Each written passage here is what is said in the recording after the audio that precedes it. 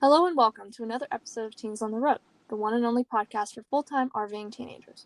I'm your hostess Kayla, and here with us today is fellow nomad Camille. Hi. Hi. We will be discussing her thoughts on RV living and some of the experiences she's had over the years. Hi, and welcome to the show. Hi, I'm so excited I can be here. We're happy to have you. So tell us where you are in the world. Right now, I am in Claremont, Orlando, in Upper Florida. Cool. What are you guys doing there? Not much. We've been visiting some friends and family here, and after here, we are heading up to Georgia, which I'm excited because we can see some more family up there too. Yeah, we're going to the same teen rally Yeah. here in a couple weeks, and I'm excited too. So, what is your family's RV story? So, about 5 years ago, my dad got laid off from his job, and we decided we wanted to start traveling too because our friends who had started traveling a year before us got a fifth wheel, and they have been traveling for 6 years. And it was a really fun idea. So we got an Airstream, and then we started traveling, and we have been on the road since April 2017. So you were 10 when you started traveling? Yeah, I just turned 10. How did you adjust to that change? I don't remember very well, but I remember it being kind of hard to leave my friends since we had like a community in Georgia where we lived before we started traveling. I kept in touch with some of my friends, but as we started to go to more campgrounds with families and events, I made so many more friends and seen some old friends too, which is really awesome. I think you're one of the few exceptions to the not meeting a lot of teens on the road rule. So, was there something you thought you would hate but ended up liking? Probably long car rides. I didn't really think that being in the car for like 3, maybe to 8 hours on travel days would be very fun, but actually I found a lot of hobbies that I've come to like and I do in the car sometimes. And also like it being quiet, and sometimes you can drive through like scenic areas and it's really pretty. Yeah, car time is definitely mixed if you have something to do. Definitely. So, do you have any current struggles that you're going through? I don't think so. The only thing on my mind now is I take jiu-jitsu lessons, so whenever we move to a new place, we usually find a dojo nearby, but if I make friends there, then we have to leave again, and I have no idea when I'm going to be back, so that's a little bit hard, but I feel like I'm pretty good at coping when I have to leave some friends I've made, because I know that we travel, so we'll probably see them again sometime. So, you're comforted by the fact that you're probably going to see them again because you guys move a lot. Yeah, and I can keep in touch digitally or like with letters. If they live in a house, you could like send handwritten letters. Mostly I like text and FaceTime my friends. Cool. You're a social butterfly, right? Oh yeah. Do you have any advice for other teens on making friends, keeping friends? Well, definitely try and stay in touch, because if you talk to that person a lot, they will probably feel more open about making new friends. That's the best way I can explain it. And meeting new people, honestly, I just go up and like start talking to a person, and if they seem interesting, then I might try and hang out with them more. But if they're like super closed off or like negative, I guess, then I don't really try and hang out with them. But I just walk up to so many people just to see if I like them or not. You like testing the waters. Yeah. Awesome. So, have you heard of the Teens on the Road forum? Forum? I don't think so. Full Time Families has a teen forum that I just got registered for, and Oh, kind of cool. I think you might like it. interesting. I'll have to check it out. Yeah. So, how many siblings do you have? I have one little sister. She is 7. Has it been difficult traveling with her? Sometimes, because we have bunk beds in the front of our Airstream, and it's kind of noisy sometimes, because when you live in a house, you have a room and you can like close the door and you have walls, but in an RV, sometimes you don't have like a quote-on room. And it's a smaller space since I have a family of 4, but we make it work. But we might be moving into a bigger RV potentially if we find one, so I'm excited for that. Yeah, that's good. What kind of RV do you have right now? A 1987 Airstream. Oh, you've got that retro one, that's right. Yeah, You'll have to send me a picture, that's so cool. I will. So, on to the traveling section. What is a place or experience you will never forget? Probably Utah and South Padre Island, Texas. Utah, because the desert is like, I feel like it's a place that is really different from like any park or neighborhood or green foresty place, because there's lots of trees like, well, everywhere. But in the desert, it's like there's sun and then like it's the orange sand and it's so dry and it doesn't feel as hot as you might think because of the dryness. But it's so cool because we went to every national park in Utah and there was like canyons and the arches and the animals there are like really unique and unlike any other place I've been to. Yeah, there are lots of lizards. Definitely. So, what was your favorite national park in Utah? There are the big 5.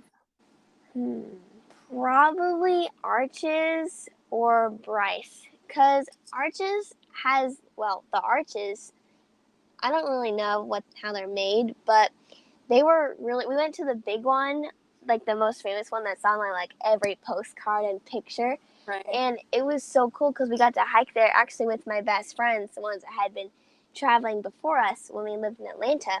And we've been to most national parks with them, I think. It was fun because if you go to a national park, I think it's funner with friends or at least with any other family because you can like hike with them and like chat and hike and it's really fun.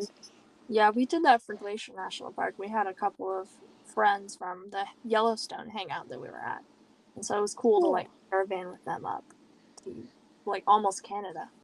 Awesome. Yeah. So, do you have a bucket list for the future?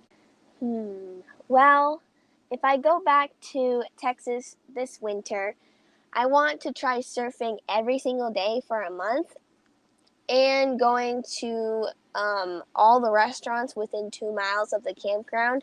Because if we winter there, I would like to winter there for 6 months. So I would be there for a very, very long time. But it's fun because I can surf like every single day. And there's a jiu-jitsu place nearby. So it's like the perfect environment for me. Right. Have you always liked surfing? No, I started last winter. I took a lesson with my friends and it was actually pretty fun. And then I wanted to surf more because all my other friends had surfboards and they would go out a lot. And instead of borrowing a surf my own with my birthday and Christmas money, so I've been surfing for probably like 3 or 4 times a week if the weather was good. It was really fun because I could go out with like all my friends and it was super fun. Yeah, and beach surfing just sounds like a typical postcard thing to do, and doing it 3 to 4 times a week, that sounds awesome. Yeah, it was super fun. Where would you never go again? Oh, where would I never go again?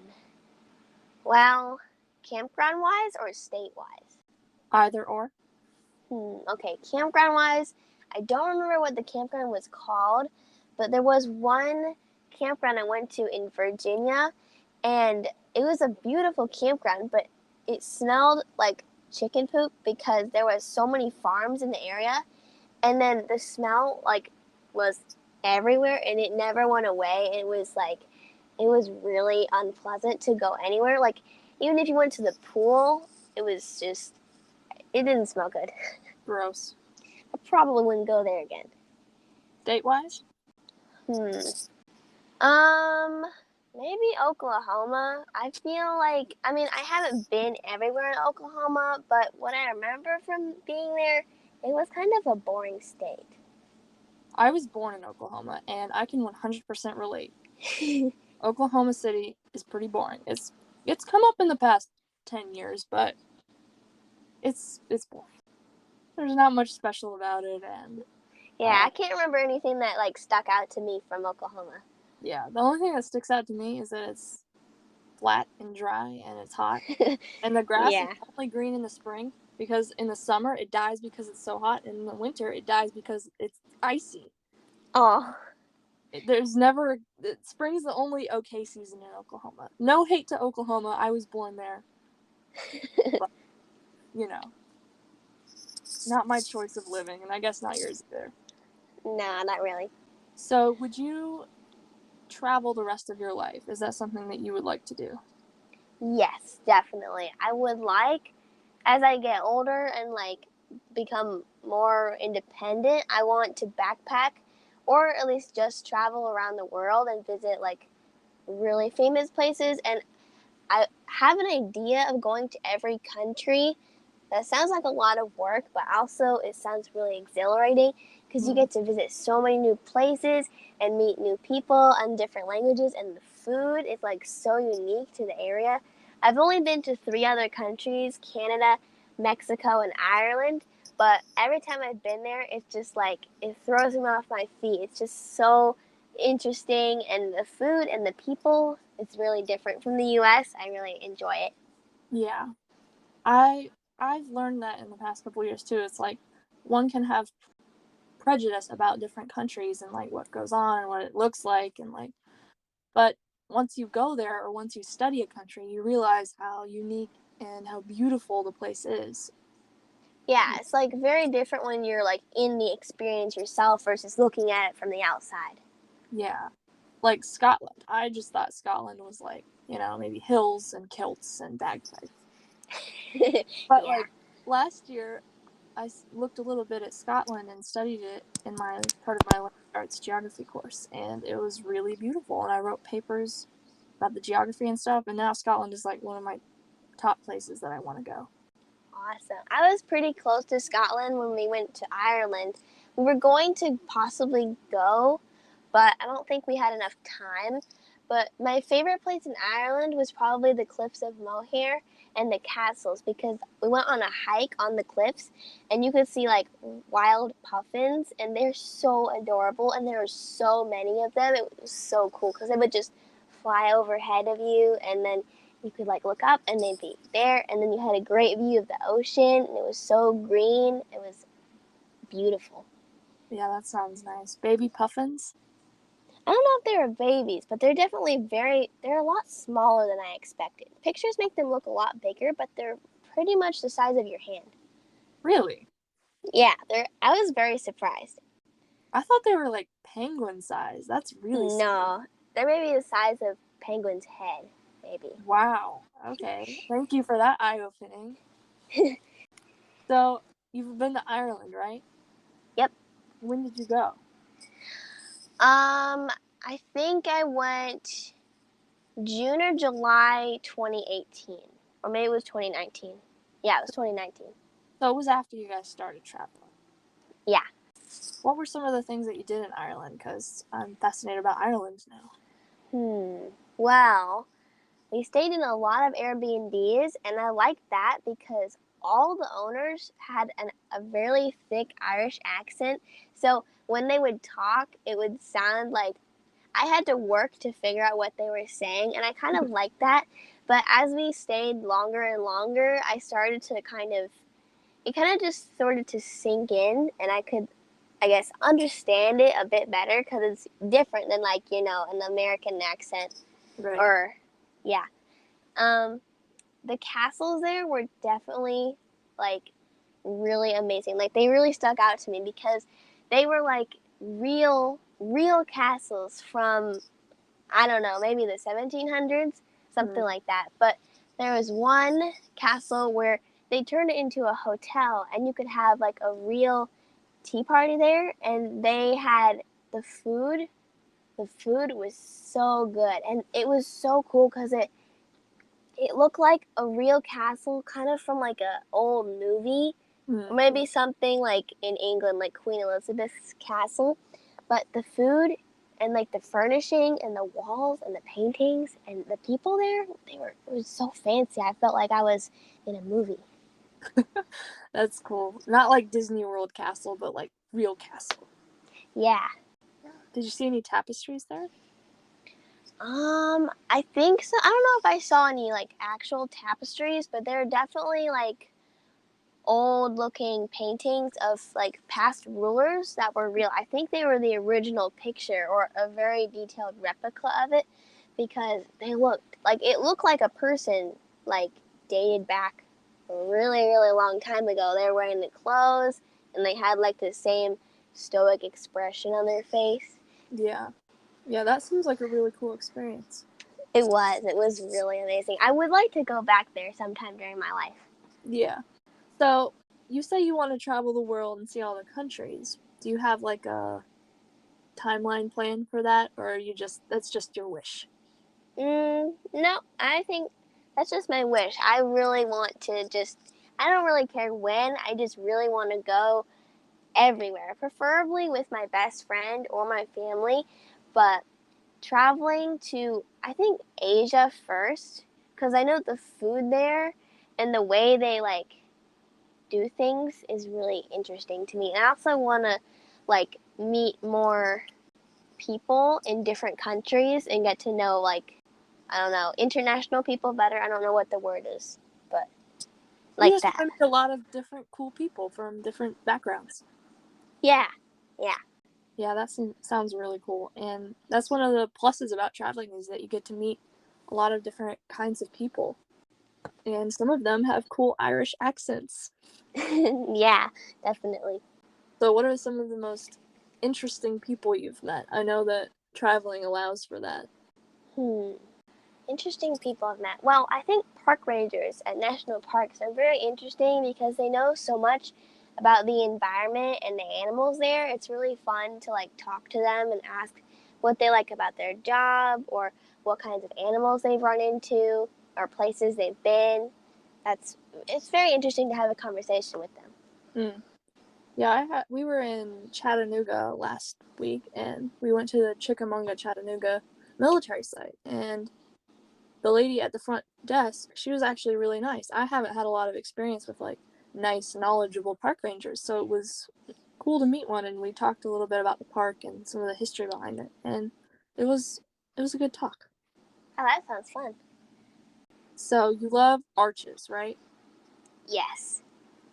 Tell me how arches can top going to a castle in Ireland. I don't think it could because Ireland was such a cool experience and everything all together, like getting there, because flying on airplanes is like one of my favorite things of like all time. So I really enjoyed that and going there. And the old owners of Full Time Families, the Dankins, they went to Ireland too, and we happened to see them as well. So actually, we got to do a lot of fun things with them too. So I had some old friends to do things there with. That's cool. It's cool to meet up with people you know Mm-hmm. And meeting new people.